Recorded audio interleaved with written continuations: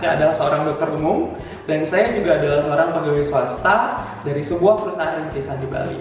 Nah, pengalaman saya ikut kelas public speaking reguler kelas ini menurut saya sih amazing banget.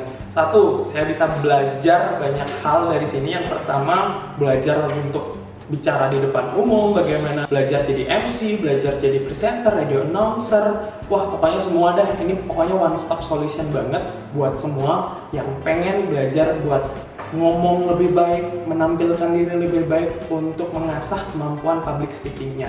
Selain itu saya juga bertemu dengan teman-teman yang amazing banget, inspiratif pokoknya. Pokoknya public speaking ini the best sih. Pokoknya one stop solution for you to develop yourself. Public Speaking Bali. Let's speak up with confidence.